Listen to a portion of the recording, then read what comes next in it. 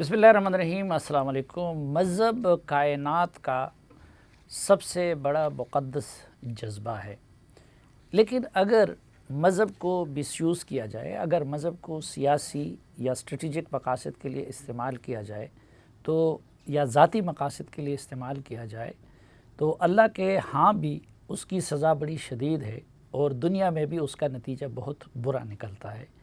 بدقسمتی سے پاکستان میں مذہب کو سیاسی مقاصد کے لیے بھی استعمال کیا گیا، اسٹریٹجک مقاصد کے لیے بھی استعمال کیا گیا اور ذاتی مقاصد کے لیے بھی استعمال کیا گیا، جس کی وجہ سے ہم دیکھتے ہیں کہ کہیں نہ کہیں کسی نہ کسی وقت مذہب کی آڑ لے کے کوئی نہ کوئی سرگرمی پاکستان کے اندر جاری رہتی ہے۔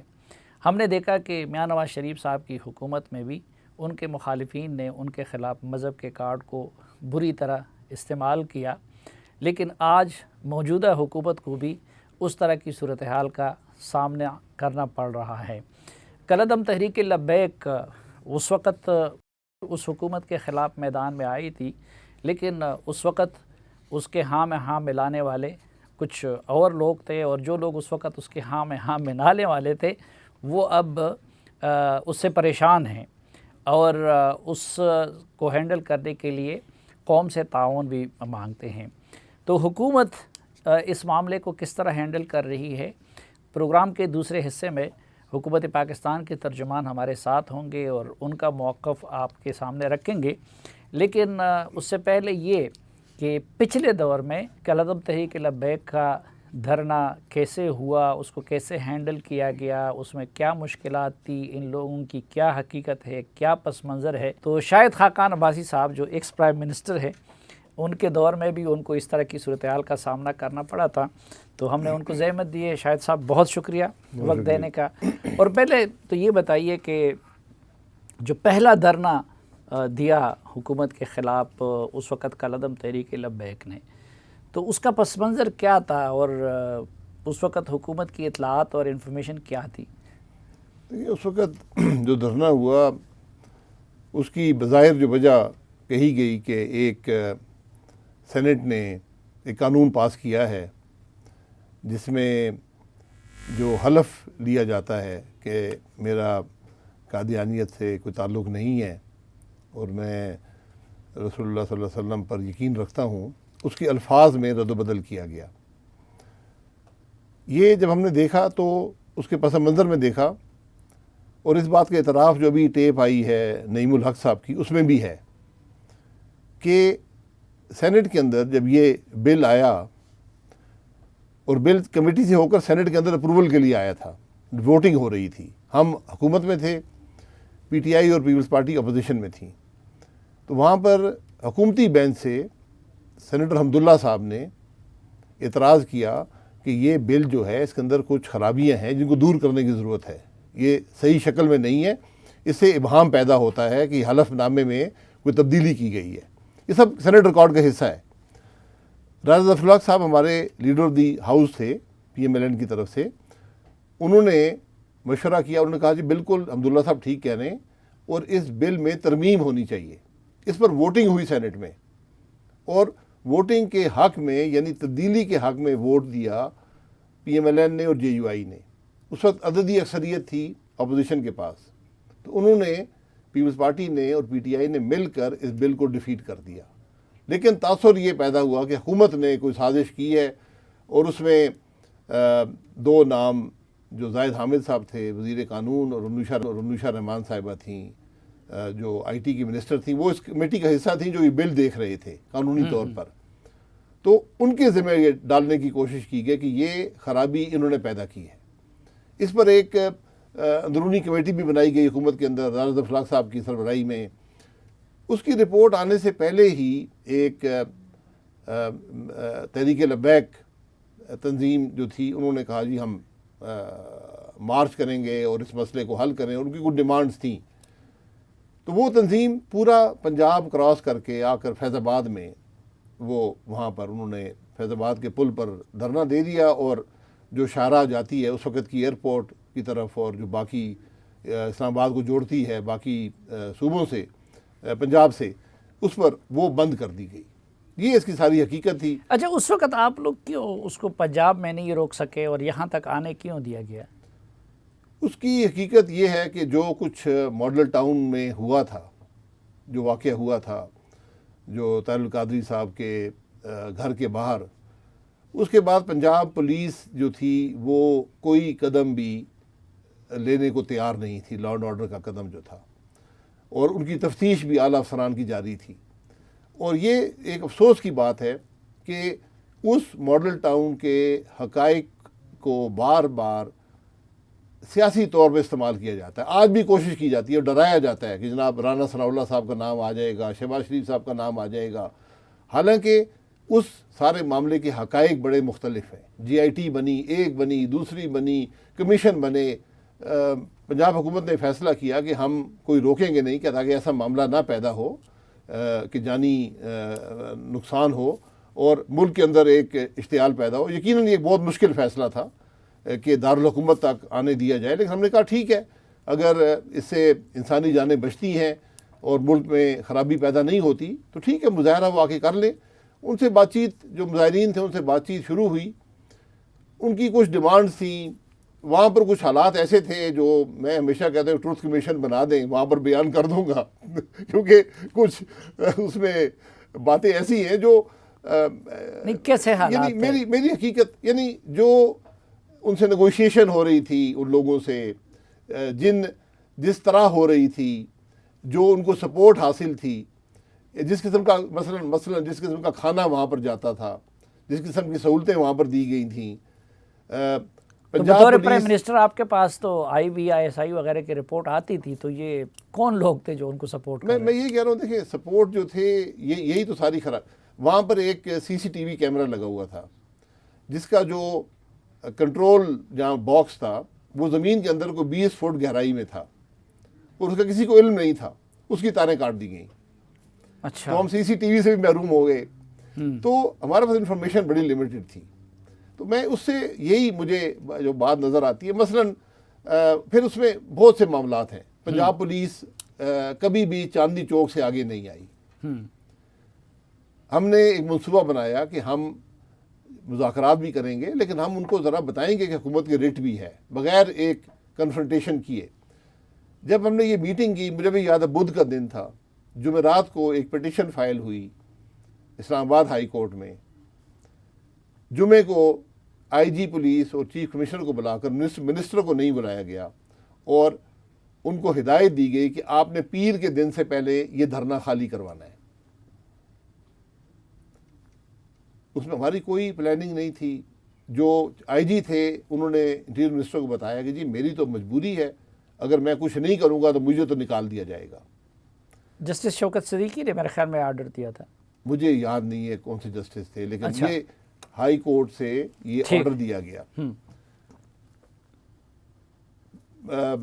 ہفتے کی صبح یہ جمعے کو آرڈر ہوا اور پولیس نے کہا جی اب ہم حکومت کا انتظار نہیں کر سکتے، اب ہم خود ہی کوئی ایکشن لیں گے، کیونکہ ہم نے تو ایک کہا تھا کہ ایک لمبے منصوبے کے تحت تاکہ کوئی جانی نقصان نہ ہو۔ تو میں نے ہفتے کے دن میں خود اس وقت ویسے بھی پرائم منسٹر جو ہے وہ جہاں ہیلی کاپٹر پر ہی ایئرپورٹ جاتا تھا کیونکہ وہ سستا پڑتا تھا۔ 65 روپے والا ہیلی کاپٹر تو نہیں تھا ہمارے پاس، لیکن وہ ہم نے حساب لگایا کہ جتنی پولیس ڈپلائی ہوتی ہے، جتنی تکلیف عوام کو ہوتی ہے، تو ہیلی کاپٹر 10 منٹ میں وہ گزر جاتا ہے۔ تو میں نے خود دیکھا جب ہم ادھر سے گزرے اس روڈ پر سے، تو دیکھا کہ بڑی تعداد میں پولیس جو ہے وہ جو ہائی وے جسے کہتے ہیں ایئرپورٹ والا، اس کے دونوں طرف سے وہ فیض آباد پل کی طرف آ رہے ہیں۔ لیکن میں نے یہ بھی دیکھا کہ ان کے بالکل جیسے آدمی چہل قدمی کرنے جاتا ہے بغیر کسی، یعنی تفریح میں جیسے آپ جا رہے ہیں، ٹولیوں میں کوئی گاڑیاں ساتھ نہیں ہیں، کوئی ایسا معاملہ ساتھ نہیں ہے، اور نزدیک پہنچ کر تو میں نے پائلٹ کو کہا میرا چکر لگائیں ذرا ہم بھی دیکھیں یہ کیا ہو رہا ہے، اور اس کے فوٹو میرے پاس ہے، میں کبھی آپ کو دے دوں گا، جو میں نے خود ہیلی کاپٹر سے لیے۔ اچھا، تو وہ انہوں نے کچھ شیل فائر کیے آنسو گیس کے مظاہرین کی طرف سے، اور مظاہرین کی طرف سے ایک بڑے منظم طریقے سے اس سے بہت زیادہ بھاری تعداد میں واپس آنسو گیس کی شیلنگ ہوئی، اور پولیس والوں کے پاس کوئی آنسو گیس کا ماسک نہیں تھا چند افراد کے علاوہ، اور جو مظاہرین تھے وہ سارے ماسک سے لیس تھے. تو جس طرح موجودہ حکومت نے رینجرز طلب کیے تو آپ نے رینجرز کیوں طلب نہیں کیے؟ یہ ٹروتھ کمیشن بنائے وہاں بتا دوں گا. یہ ٹروتھ کمیشن تو کبھی نہیں بننا ہے اور آپ نے کبھی کوئی ایک دن بنے گا, آپ بھی اس میں اپنی حقیقت رکھ دیں, میں بھی رکھ دوں گا. بہرحال میں اس دن لاہور گیا, واپسی میں نے طلب کیا چیف سیکرٹری کو اور آئی جی کو, دونوں افراد زندہ ہیں. آپ یقین کریں کہ ان کی وہ مجھ سے آنکھیں ملانے کے قابل نہیں تھے. ایئرپورٹ پر وہ زمین کو دیکھتے رہے. میں نے کہا یہ کیا ہو رہا ہے, آپ کیا کر رہے ہیں؟ تو کچھ بھی وہاں پر ان سے, یعنی انہوں نے الفاظ تو نہیں استعمال کیے, بٹ انہوں نے مکمل بے بسی کا اظہار کیا.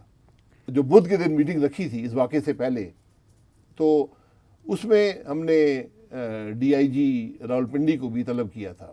تو انہوں نے کہا جی میں نہیں آ سکتا ہوں کیونکہ راستے میں مظاہرین ہیں, تو میں میٹنگ میں شامل نہیں ہو سکتا. تو میں نے سے کہا آپ دفتر چلے جائیں, آپ دفتر میں کمشنر کے دفتر چلے جائیں, وہاں سے وہ زوم پر لنک پر ویڈیو لنک پر بات کر لیں. تو انہوں نے کہا میں وہاں میں نہیں جا سکتا, میرے دفتر کے باہر, ان کے دفتر کے باہر مظاہرین بیٹھے ہیں. میں نے کہا کتنی تعداد میں؟ کہ 30 لوگ بیٹھے ہیں. تو میں نے کہا یار آپ کے 30,000 کی نفری ہے. یہ ڈی آئی جی کہہ رہا تھا, یہ ڈی آئی جی صاحب نے کہا کہ کمشنر کے دفتر کے باہر 30-35 لوگ بیٹھے ہیں اور ہم دفتر جانے کے قابل نہیں ہیں. پھر ان کا فون آیا کہ اب ہم دفتر پہنچ گئے. میں کہا کیسے پہنچے؟ انہوں نے کہا جی ایک حساس ادارے کے ایک افسر نے ہمیں گاڑی میں بٹھا کر اندر چھوڑ دیا کمشنر کے آفس میں, تو ہم وہاں سے بات کر رہے ہیں. تو ہم جب واپس آ رہے تھے ہیلی کاپٹر پہ ہفتے والے دن جاتے ہوئے, تو وہ ہم نے دیکھا واپسی پہ ہم نے دیکھا کہ پنجاب پولیس چاندنی چوک پہ کھڑی ہے اور مظاہرین کی ایک تعداد جو ہے وہ فیض آباد میں وہاں پر کچھ اشتعال والے حصہ نظر آئے, اور مجھے چودھری نثار صاحب کے گھر پہ حملہ ہوتا ہوا نظر آیا کہ اس طرف لوگ جا رہے ہیں. اور وہاں پر ہم واپس آئے, بڑی تشویش تھی. چودھری نثار صاحب سے میری بات نہیں ہوئی, لیکن سیکرٹری انٹیریئر کی بھی بات ہوئی اور وہ کافی پریشان تھے اور یقیناً پریشانی کا معاملہ تھا. تو وہاں پر ہم نے بڑی کوشش کی اور بہت سے لوگوں نے, شہباز صاحب نے خود وہاں پر پولیس کو بھی کہا, وہاں پر کچھ رینجر کے لوگ تھے ان کو بھی کہا, ایف سی کے لوگ تھے. بہرحال وہاں پر کم از کم میری جو نالج ہے, ایک شاید ایف سی کے یا اہلکار تھے, انہوں نے ہمت کر کے اس حملے کو روکا اور چودھری نثار صاحب کے گھر پر جو حملہ تھا اس کو پسپا کیا, ورنہ وہ آگ واگ لگانے کے چکر میں. اچھا ایک اعتراض یہ ہوتا ہے کہ یہ ان کی عادت آپ نے خراب کی ہے, کیونکہ آپ لوگوں نے اپنے 2 وزراء کو ان کی خاطر فارغ کیا. دیکھیے یہ جو بات ہے, یہ بات مظاہرین کی ڈیمانڈ میں شامل تھی, ہم اس کے حق میں نہیں تھے. یہ جب معاملہ ہو گیا اور یہ خطرہ ہوا کہ یہاں جانی نقصان بھی ہو سکتا ہے اور یہ بات پھیل رہی, اب یہ ملک کا دارالحکومت تھا, یہاں 60-70 ایمبیسی ہیں, وہ لوگ کیا لکھ رہے ہیں کہ کیا خبریں دیتے ہوں گے پاکستان کے بارے میں. دارالحکومت جو ہے وہ بند ہے اور 2 ہفتے سے بند ہے, اور جو ایئرپورٹ ہے وہاں بھی لوگ جانے کے قابل ہیں. لوگ ادھر گولڑا موڑ سے گھوم کر کینٹ سے ہو کر ایئرپورٹ جاتے تھے. تو بہرحال ایک میٹنگ بلائی گئی اعلیٰ سطح کی, جس میں تمام وہاں پر ایک مشاورت ہوئی. میں ہمیشہ اس بات کو کہتا ہوں کہ وہاں پر کیا کس نے رائے دی وہ اہم نہیں ہوتی, کوئی اہمیت نہیں رکھتی, جو فیصلہ ہوتا ہے وہ اہمیت رکھتا ہے. بہرحال وہاں پر فیصلہ ہوا کہ زاہد حامد صاحب مستعفی ہو جائیں گے, اور زاہد حامد صاحب نے بہت پہلے ہی اپنا استعفیٰ دے دیا. میٹنگ میں کون کون تھے؟ یہ آپ سمجھیں کہ تقریباً این ایس سی کی میٹنگ کے برابر میٹنگ تھی. شاید وہ چیئرمین جوائنٹ چیف نہیں تھے, آرمی چیف تھے, ڈی جی آئی آئی تھے, دیگر ملٹری افسران تھے, پنجاب کے وزیر اعلیٰ شہباز صاحب. لیکن میں سنا تھا کہ خود آپ اور شہباز شریف صاحب نے یہ تجویز دی کہ ہمیں یہ مان لینا چاہیے. نہیں, یہ میں ہمیشہ کہتا ہوں کہ فیصلے پر نظر رکھنی چاہیے, کس نے کیا کہا. اگر ہم نے استعفیٰ دینا ہوتا تو ہم 2 ہفتے پہلے ہی, زاہد حامد صاحب کی میں ان کی قدر کرتا ہوں, انہوں نے پہلے دن ہی مجھے کہا کہ جی مجھے استعفیٰ دینے دیں. میں نے کہا جی آپ استعفیٰ نہیں دیں گے. اس پورے عرصے میں آپ کے اقتدار کے دور میں, یعنی نون لیگ کے, یہ تنظیم بنی, پھر اتنی اچانک طاقتور ہو گئی, حکومت کو چیلنج کرنے لگی, حکومت کو ڈکٹیٹ کرنے, یہ کیسے ہوا؟ یہ تاریخ کا حصہ ہے, پاکستان میں ایسے ہوتا ہے, باپ بھی بن گئی ہے, باپ کا کوئی ممبر نہیں تھا، اس کا چیئرمین سینٹ بن گیا، جب الیکشن آئے تو باپ کی حکومت بن گئی، اب باپ کی حکومت سے ناراض ہو گئی تو باپ کا چیف منسٹر ایک ہٹایا گیا دوسرے لایا گیا. تو یہ چیزیں بدقسمتی سے ہمارے ملک کا حصہ ہیں.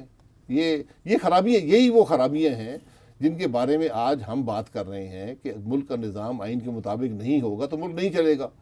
یہی تماشے اگر ہم کرتے رہیں گے، یہ جتنے ہم نے تجربے اس قسم کے کیے ہیں، اور ایک لمبی تعداد ہے 1948 سے لے کر آج تک تجربوں کی، ہم تو حالیہ تجربے جانتے ہیں نا، یہ بہت سی لمبی تعداد ہے، وہ سب ناکام ہوئے ہیں، نقصان ملک کا ہوا ہے. نہیں تو آپ اس کو باپ سے ملاتے ہیں، باپ ایک سیاسی پارٹی تھی، یہ ایک مذہبی پارٹی تھی، تو آپ سمجھتے ہیں کہ یہ بھی باپ ہی کی طرح تخلیق تھی کسی کی؟ دیکھیں نا، ایک جماعت، دیکھیں تخلیق کے بارے میں کیا کہہ سکتا ہوں. نعیم الحق صاحب کا بھی جو بات چیت ہے وہ دیکھ لیں. ایک تنظیم نہیں تھی سیاسی طور پہ، وہ تنظیم آئی، اس نے دھرنے کیے، الیکشن آئے، الیکشن میں حصہ لیا، اور پنجاب میں تیسری بڑی پارٹی بن کے ابھرے. تیسری پارٹی جو ایک قومی پارٹی تھی، چوتھے نمبر یا پانچویں نمبر پہ چلی گئی. تو یہ معاملات ہیں آج بھی. اب جو کچھ ابھی ہوا ہے اس سال کے اندر، وہ بھی آپ کے سامنے ہے کہ ان سے کچھ وعدے کیے گئے، ان کی ڈیمانڈس تھیں، وعدے کیے گئے، حکومت نے مذاکرات کیے، مظاہرے ہوئے، اسمبلی کے اندر ریزولوشن لایا گیا، وہاں پر بھی حکومتی بدنیتی سامنے آئی کہ اسپیکر سے فیصلہ ہوا کہ ریزولوشن آئے گا، ایک تقریر حکومت کرے گی، ایک اپوزیشن کرے گی. جب حکومت نے تقریر کر لی، اسپیکر صاحب اٹھ کے بھاگ گئے. وہاں پر میری ان سے تلخی بھی ہوئی، لیکن مجھے اس دن اپوزیشن نے نامینیٹ کیا تھا کہ آپ نے ہماری بات کرنی ہے، جو فیصلہ ہو چکا تھا اسپیکر کے ساتھ، وہ بدنیتی آپ کے سامنے ہے.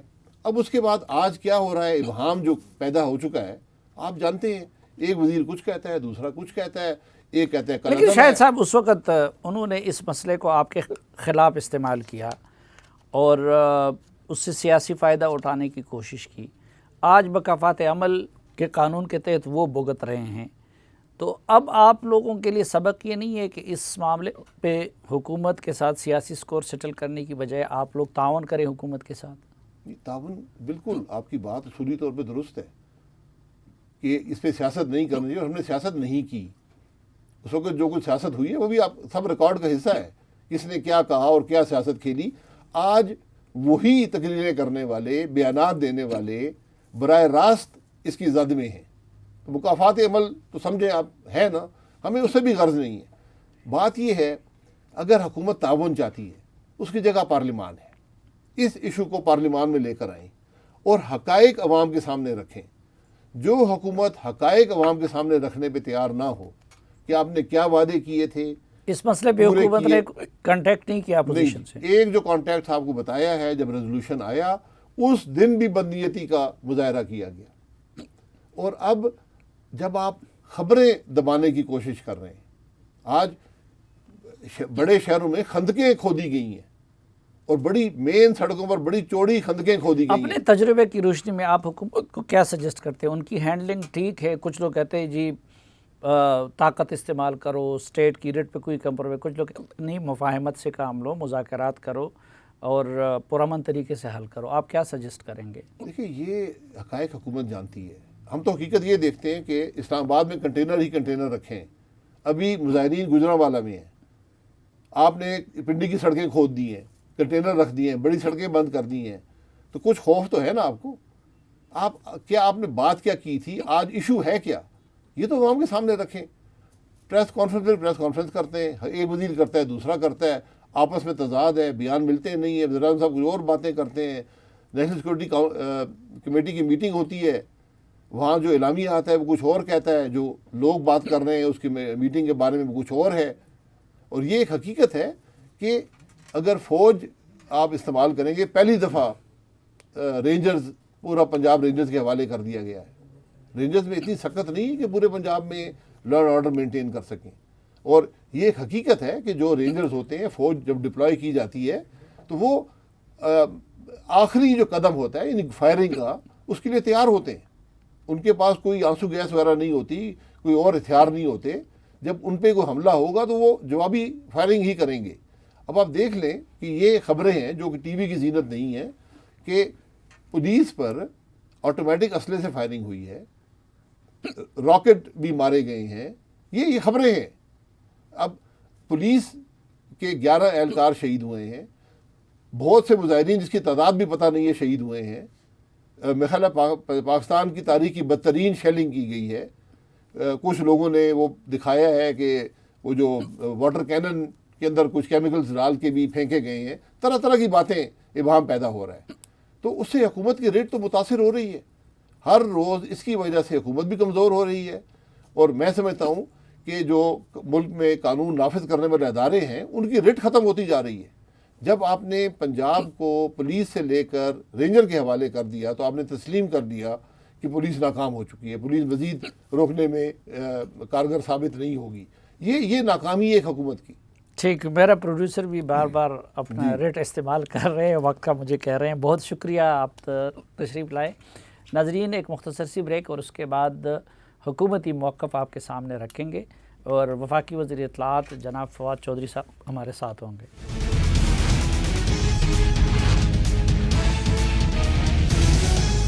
ایک بار پھر خوش آمدید آپ کو جرگے میں. پروگرام کے اس سیگمنٹ میں ہمارے ساتھ تشریف فرما ہیں حکومت پاکستان کے ترجمان اور وفاقی وزیر اطلاعات و نشریات چودھری فواد حسین صاحب.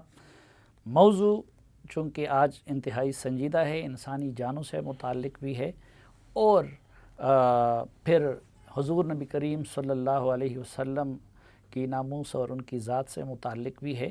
تو اس لیے آج میرے اور فواد بھائی کی روایتی نوک جھونک آپ کو دیکھنے کو نہیں ملے گی. تو فواد صاحب, پہلے تو یہ بتائیے کہ پرائم منسٹر صاحب نے آج خطاب کرنا تھا, تو خطاب انہوں نے کیوں ملتوی کی؟ کچھ پیش رفت ہوئی ہے پازیٹیو؟ معاملہ یہ ہوا کہ رات کو ایک کمیٹی, نئی کمیٹی کی تشکیل دی گئی جو شاہ محمود قریشی صاحب ہیں, اسد کیسر صاحب ہیں, علی محمد خان ہیں. ان کی آج طویل ملاقات ہوئی جو شورا ہے کالعدم طریق لبیک کی ان کے ساتھ, اور اس کے بعد آج رات کو ان کی دوبارہ ملاقات ہے اسی شورا کے ساتھ. اس میں سعد رضوی بھی ہے, ان کا جو پریس ریلیز آیا ہے اس میں کہا گیا ہے کہ سعد رضوی بھی ہے. وہ میں نہیں کنفرم کر سکتا بیکاز مجھے نہیں پتا کہ ان کے نام کیا ہیں, کن سے ان کی ملاقات ہوئی. لیکن چونکہ ان کی آج رات کو ملاقات تھی تو پھر وزیر اعظم صاحب کا خطاب جو ہے اس کو ملتوی کیا گیا کہ اس جو کمیٹی ہے اس کی گفتگو ہو جائے تو پھر وہ خطاب کریں. اچھا, یہ جو دوسرے آج اہل سنت کے علماء جو پرائم منسٹر سے ملے ہیں, تو یہ گورنمنٹ کا انیشیٹو ہے یا ان لوگوں کا اپنا انیشیٹو ہے ثالثی کرنے کا؟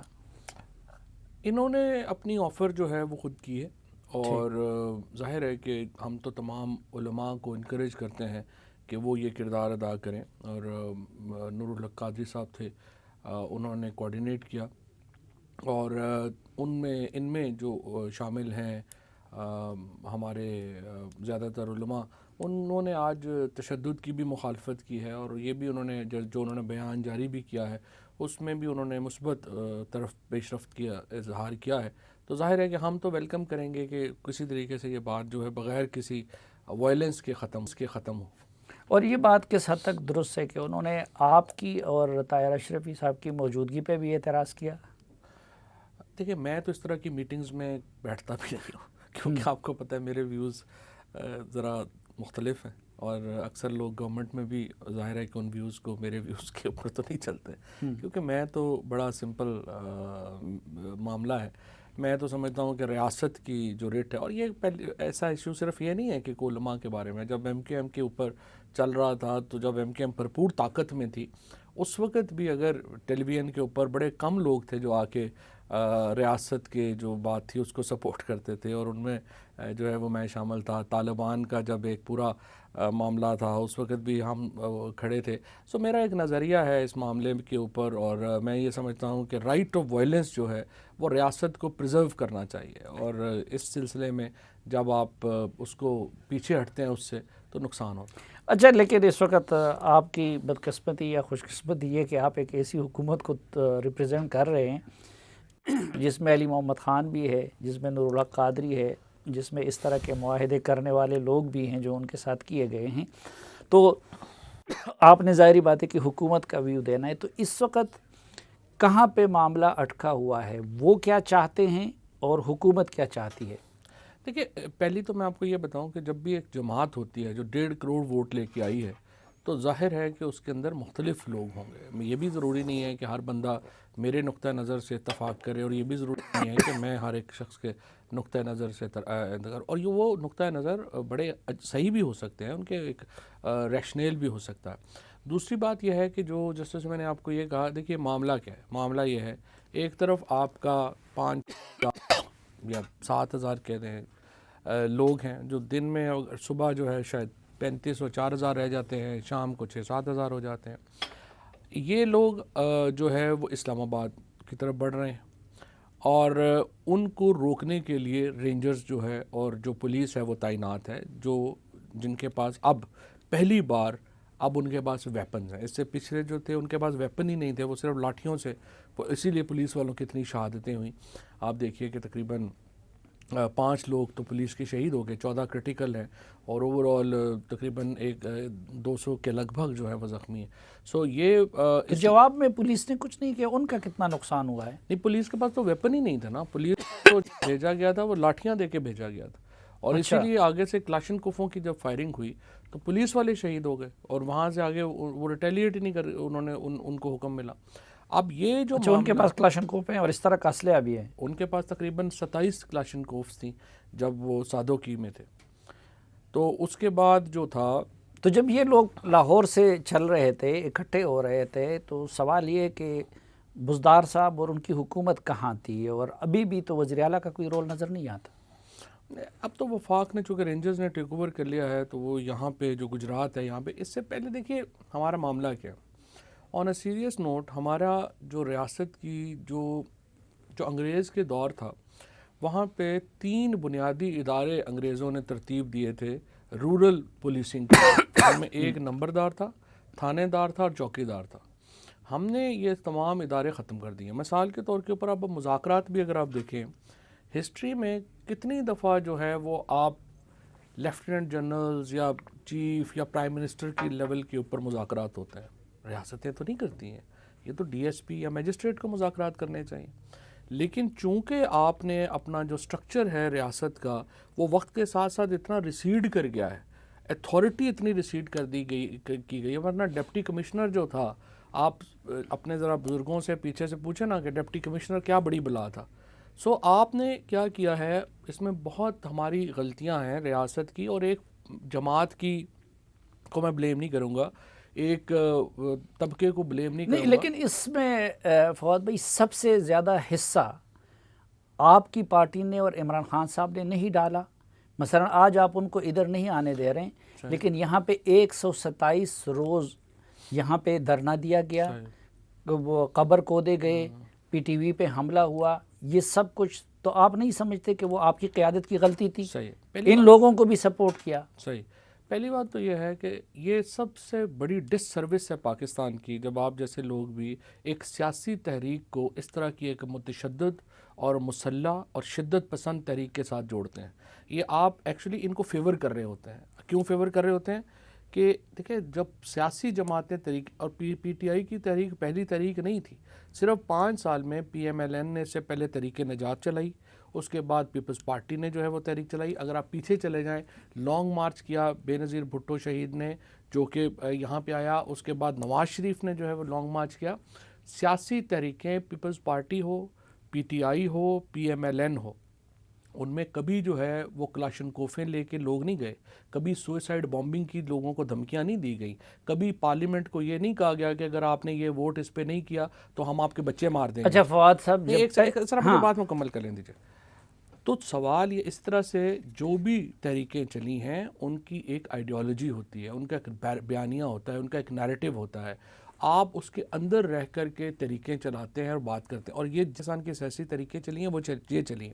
لیکن جب آپ ایک متشدد سیاسی نظریہ لے کے جس کا مقصد یہ ہے کہ ریاست کو بو ڈاؤن کیا جائے، اس کو جھکایا جائے اپنے سامنے، اور اس کے اوپر آپ یہ ان دونوں طریقوں کو آپس میں ملا دیں، تو یہ ایک بہت بڑی ڈس سروس ہوگی پاکستان. یہ ڈس سروس سب سے زیادہ آپ کے لیڈر نے، شاہ محمود قریشی، انہوں نے کی ہے. میری تحریریں ریکارڈ پہ ہیں، میرے پروگرام ریکارڈ پہ ہیں.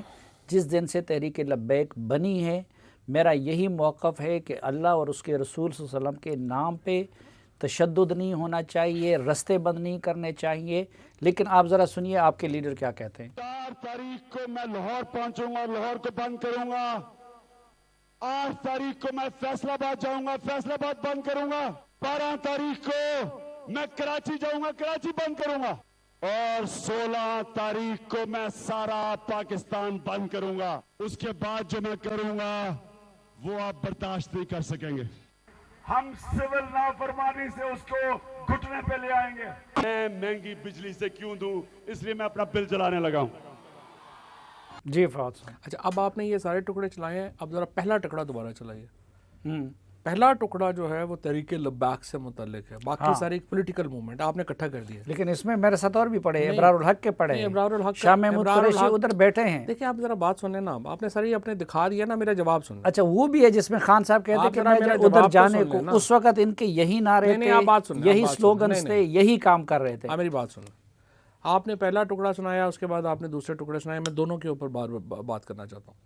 میں اس پریس کانفرنس میں بھی پی ایم کے ساتھ تھا، اور مجھے پتہ ہے ہمارے اوپر کتنا پریشر تھا پی ٹی آئی کے اندر سے کہ اس تحریک کو جوائن کریں. ہم نے جوائن نہیں کیا. پرائم منسٹر عمران خان کو محمود قریشی نے جوائن کیا، دیکھیں وائس چیئرمین تھا. ہم نے کبھی کوئی جوائن نہیں کیا. ہم نے کوئی وہاں پہ لوگ نہیں بھیجے، ہم نے کوئی وہاں پہ نہیں گیا. اور عمران خان جو ہیں، ایک تو ہماری پارٹی کے اندر، جیسا ابھی آپ نے پہلے بھی بات کی ہے، ہماری پارٹی کے اندر ایک بہت بڑا مذہبی طبقہ ہے، اور وہ جو ہے وہ اس کے سے ہمدردی رکھتا ہے. لیکن ہم نے، عمران خان نے تمام تر دباؤ کو مسترد کیا، اور وہ اس وقت بھی ڈسپائٹ دا فیکٹ کہ ہم حکومت کے خلاف تحریک چلا رہے تھے، ہم شامل نہیں ہوئے. یہ ایکچولی تو عمران انتہائی رسپانسبل ایٹیٹیوڈ تھا، جس کی آپ کو تعریف کرنی چاہیے. سول نافرمانی کا اعلان رسپانسبل ایٹیٹیوڈ تھا. نہیں دیکھیں، سول نافرمانی کی تحریک کا حق حاصل ہے سیاسی جماعتوں کو. سیاسی جماعتوں کو حق حاصل ہے ہڑتال کرانے کا. سیاسی جماعتوں کو حق حاصل ہے یہ کہنے کا کہ میں بجلی کے مہنگے بل نہیں دوں گا، پیٹرول نہیں دوں گا. حق کیا نہیں ہے سیاسی جماعتوں کے پاس؟ حق کیا نہیں ہے؟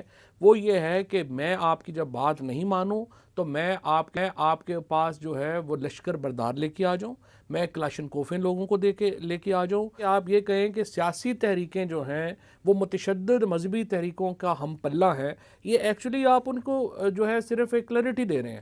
فیکٹ آف دا میٹر ہے آپ کے ساتھ بھی اسی طرح کی ایک تنظیم طاہر القادری صاحب کی، طاہر القادری صاحب کی جو منہاج القرآن ہے، اس پوری دنیا میں اگر کوئی امن کا پرچار کرتا ہے، طاہر القادری صاحب کے اس وقت بھی اگر میں سمجھتا ہوں کہ سب سے زیادہ روشن خیال اگر کسی کی تحریریں ہیں، کسی کی تقریریں ہیں، وہ طاہر القادری کی. اچھا وہ ایک اور سوال اٹھاتے ہیں. میں آپ کو صرف کہنا یہ چاہتا ہوں، دیکھیں یہ آپ کی باتیں ایک تو حقیقت سے بہت دور ہیں، دوسرا یہ ہے کہ آپ ٹوسٹ کر رہے ہیں فیکٹس کو، ایک سیاسی تحریک کو ایک متشدد مذہبی تحریک کے ساتھ کمپیریزن. آپ لوگوں نے دیکھیں، یہ مناسب نہیں. دیکھیں آپ نے نہیں کیا، ٹھیک ہے، ساری زندگی نہیں کیا، اسی طرح میں نے نہیں کیا، مذہبی کارڈ کو استعمال نہیں کیا. آپ کو یہ ماننا پڑے گا کہ آپ کی پارٹی نے، آپ کے لیڈر نے مسلم لیگ نون کے خلاف اس مذہبی کارڈ کو استعمال کیا. جب احسن اقبال پہ حملہ ہوا، اس کے بعد ایون آپ کی پارٹی کے ایک بندے نے اس کو جسٹیفائی کیا. لیکن میں اب جو وہ سوال اٹھا رہے ہیں وہ یہ اٹھا رہے ہیں، پارٹی میں ہماری 1.5 کروڑ آدمی ہیں، ہر بندے کا میں رسپانسبل نہیں ہوں. اچھا سوال یہ ہے کہ جو میں صرف آپ سے یہ کہنا چاہتا ہوں کہ یہ جو بھی سوشل میڈیا کے اوپر بھی یہ رواج چلا ہوا ہے، اور اسپیشلی طریقے لبیک والے یہ بات کہتے ہیں کہ یہ آپ نے تو 126 دن کا دھرنا دے دیا تھا، آپ نے یہ کر دیا تھا. میں پھر آپ سے یہ کہہ رہا ہوں، ہر تحریک کا ایک بیانیہ ہوتا ہے، ایک نیریٹو ہوتا ہے، وہ ڈٹرمن کرتا ہے لیجٹیمیسی آف دا موومنٹ. یہ جو اس وقت ہماری حکومت پاکستان اور ریاست پاکستان کی نظروں میں یہ ٹی ایل پی کیا ہے؟ یہ کالعدم مذہبی جماعت ہے، یہ کالعدم سیاسی جماعت ہے، یہ ایک دہشت گرد جماعت ہے، یا یہ ایک مذہبی انتہا پسند جماعت ہے؟ جو اینٹی ٹیررزم ایکٹ کے تحت یہ جماعت جو ہے پرسکرائب ہو چکی ہے، اور اینٹی ٹیررزم ایکٹ میں وہ جماعتیں پرسکرائب ہوتے ہیں جن کو ہم ٹیررسٹ آرگنائزیشنز جو ہے وہ ڈکلیئر کرتے ہیں. تو اس لیے یہ جو سمری آئی تھی جو انٹیریئر منسٹری کی طرف سے آئی تھی، اس کے اوپر یہ اینٹی ٹیررزم لا کے تحت یہ جو تنظیم ہے یہ بین ہوئی. اچھا ایک مختصر سی بریک، واپس آئیں گے تو گفتگو کا سلسلہ یہیں سے آگے بڑھائیں گے.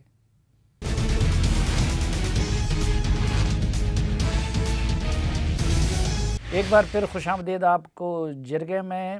فواد چودھری صاحب، یہ بتائیے کہ یہ بینڈ تنظیم ہے، آپ کی حکومت نے اس کو بینڈ کیا تھا تو کالعدم ہے، تو اس کے ساتھ پھر یہ 2 معاہدے آپ کے 2 وزیروں نے جس پہ دستخط کیے ہیں، یہ کیوں کیے؟ وہ تو دیکھیں، ہم نے ٹی ٹی پی کے ساتھ بھی معاہدے کیے ہیں، ہم نے تحریک طالبان پاکستان جو کہ ہم نے نہیں، یونائٹڈ نیشن نے جو ہے اس کو بین کیا ہوا ہے، ہم اس کے ساتھ بھی مذاکرات کر رہے ہیں۔ تو وہ معاہدے کیوں کرتے ہو جو پورے نہیں کر سکتے؟ نہیں، معاہدوں کی بات نہیں ہے، ہم نے جو بھی معاہدہ کیا ہے وہ بھی پورا بھی کر دیا ہے۔ نہیں، یہ فرانس کی سفیر کا آپ لوگوں نے ان سے وعدہ کیوں ہم کیا؟ نے کہا کہ اس کی قرارداد جو ہے وہ پارلیمان میں لے کے آئیں گے، وہ ہم پارلیمان میں لے کے آ گئے۔ پارلیمان کو تو ہم فورس تو نہیں کر سکتے نا کہ انہوں نے کیا فیصلہ کرنا ہے۔ اب سوال یہ ہے کہ دیکھیے سچویشنز ہوتی ہیں۔ پہلی بات تو اصولی طور کے اوپر تو میں آپ کے ساتھ، میں نے پہلے کہا کہ میرا ویو تو یہی ہے کہ ان کے ساتھ اس طرح کے معاہدے ہونے ہی نہیں چاہیے، یہ بات بالکل صحیح ہے، لیکن یہ معاہدے کرنے پڑ جاتے ہیں۔ اب پڑھنے اس لیے پڑ جاتے ہیں، باہر 5-6 ہزار بندہ کھڑا ہوا ہے، ادھر رینجرز پولیس والے جو ہیں وہ ان کے پاس بندوق ہوگی، اگر وہ فائر کریں گے وہاں سے بندے جو ہیں مریں گے، اس کی جو ہے وہ انسانی کاسٹ ہے، ہیومن کاسٹ ہے۔ سو جب آپ حکومت کی یہ خواہش ہوتی ہے کوئی انسانی المیہ جنم نہ لے، لہٰذا آپ اس وقت مجبور ہو کر جو ہے وہ معاہدے بھی کرتے ہیں، بات چیت بھی کرتے ہیں، اور اس کوشش کرتے ہیں کہ وہ وقت ٹلے اور پھر آگے آپ بڑھیں اور چیزیں۔ لیکن ابھی جب آپ دوبارہ ان کو انگیج کیا ہوا ہے تو ان کے ساتھ اسی طرح کی کوئی ڈیل اور معاہدہ کرنا ہوگا، تو وہ کہیں گے کہ جی اگر تحریری معاہدوں سے، اور وہی وزراء ان کے ساتھ انوالو ہیں، تو وہ اس حکومت اور اسٹیٹ پہ پھر اعتبار کیسے کریں گے؟ نہیں، جو وہ کیسے اعتبار نہیں کریں گے؟ سارا باتیں تو ہم نے پوری کی، وعدے تو انہوں نے پورے نہیں کیے۔ ہم نے کہا کہ ہم آپ کے بندے جو انوالو ہیں نہیں ہیں ہم ان کو چھوڑیں گے، ہم نے 350 بندہ ریلیز کر دیا۔ اس کے بعد ہم نے کہا کہ ہم قرارداد جو ہے وہ پیش کریں گے اس میں پارلیمان کے اندر، ہم نے پارلیمان کے اندر جو ہے وہ اس کی قرارداد پیش کر دی۔ اس کے بعد جو باقی ساری چیزیں تھیں وہ بھی ظاہر ہے انہوں نے کون سے وعدے پورے نہیں کیے؟ انہوں نے یہ سڑکوں بند کرنے کا جو وعدہ تھا کہ ہم سڑک بند نہیں کریں گے اور ہم اس طرح کا متشدد کارروائیاں نہیں کریں گے، وہ اس سے پیچھے ہٹ گئے، وہ دوبارہ سڑک پہ اوپر۔ انہوں نے، آپ دیکھیے کسی اور جماعت نے یہ نہیں کیا کبھی، 4 سالوں میں انہوں نے 6 دفعہ سڑکیں بند کی ہیں، اور یہی ساری جو ہماری مین سڑک ہے جی ٹی روڈ، یہ ساری جو ہے وہ بند کی۔ اچھا، اب اس سے روزانہ اربوں روپے کا نقصان ہوتا ہے، ہزاروں روزانہ مریض وہ ہسپٹل نہیں پہنچ سکتے، باقی کچھ نہیں ہو سکتا۔ یہ ٹھیک ہے، آپ کے دھرنوں سے بھی یہی ہو رہا تھا، لیکن پنجاب جیسے صوبے کو جام کرنے کا ملک، اور پھر باقی دنیا میں جو پاکستان کی رسوائی ہوتی ہے، بدنامی ہوتی ہے، تو یہ جو ابھی مذاکرات ہے اس کو حکومت کب تک موقع دے گی؟ اور اگر یہ خدا نخواستہ ناکام ہو جاتے، پرامن حل نہیں نکلتا، تو پھر کیا ایکشن ہوگا؟ دیکھیں، حکومت کی تو کوشش یہ ہے کہ جلد از جلد ہو، کیونکہ بالکل آپ کی بات ٹھیک ہے، نقصان ایک تو ہمارا نقصان ہو رہا ہے، جو معیشت کا نقصان ہو رہا ہے، پھر دیہڑی دار مزدور جو ہے اس کا نقصان ہو رہا ہے۔ ٹرک، افغانستان والوں نے کمپلینٹ کی ہے پرسوں کہ آپ نے اتنی مشکل سے، وہ ہمارے صادق صاحب نے پوری زور لگا کے وہ فروٹس کے ٹرکس وغیرہ جو ہیں وہ کلیئر کرائے تورخم سے، وہ جی ٹی روڈ کے اوپر کھڑے ہیں 5 دنوں سے، ان کا جو فروٹ ہے سارا وہ خراب ہو گیا۔ تو افغان حکومت روزانہ شکایت طالبان کے، ہماری ٹرکیں آپ لوگوں نے کیوں روکی ہے؟ ان کا اپنا جو ہے وہ شکایتیں، ہماری وہ، اور صحیح بات یہ تو زیادتی ہے ان کے ساتھ کہ آپ نے الاؤ کیا، سب کچھ کیا، وہ سارا فروٹ وہاں پہ خراب ہو گیا۔ تو اسی طریقے سے جو اور تجارت تھی ہماری وہ ساری افیکٹ ہو رہی ہے۔ تو لیکن دوسری طرف پرابلم یہ ہے کہ اگر 5-6 ہزار بندے کو آپ ہٹاتے ہوئے چند درجن لوگ جو ہیں وہ مارے جائیں گے تو اس کی بھی ہیومن کاسٹ ہے۔ اچھا، اس سے ایک اور مسئلہ جو اس سے ریلیٹڈ نہیں ہے، ہمارے ایک قومی ہیرو شعیب اختر کے ساتھ آپ کے پی ٹی وی میں جو نعمان نیاز صاحب نے جو کچھ کیا، خود آپ کے وزراء بھی ان کو کنڈیم کر رہے ہیں اور ان کے رویے کو، تو ابھی تک آپ نے ان کے خلاف ایکشن کیوں نہیں لیا؟ دیکھیے، یہ میرا کام نہیں ہے، پی ٹی وی میں رن نہیں کرتا، یہ پی ٹی وی مینجمنٹ کو جو آپ کی جو ساری گزارشات ہیں یا باتیں ہیں وہ پی ٹی وی مینجمنٹ تک پہنچ گئی ہیں۔ میرا خیال انہوں نے اس پر کوئی، ہم تو یہ ٹی ایل پی وغیرہ کے چکر میں پڑے ہوئے تھے، لیکن آئی ایم شیور کہ انہوں نے کچھ اس پہ ایکشن لیا۔ لیکن آپ سمجھتے ہیں کہ نعمان نیاز نے زیادتی کی ہے؟ میں نے دیکھا نہیں نا، میں نے اس پہ خدا کے لیے ابھی تک آپ مجھے نہیں پتا کیا ہوا کیا نہیں، اور نہ اتنی نیٹی گریٹی میں، نہ فرینکلی اتنی کوئی امپورٹنٹ بات ہے کہ اس پہ میں بیٹھتا سوچتا رہوں۔ بہت شکریہ فواد چودھری صاحب۔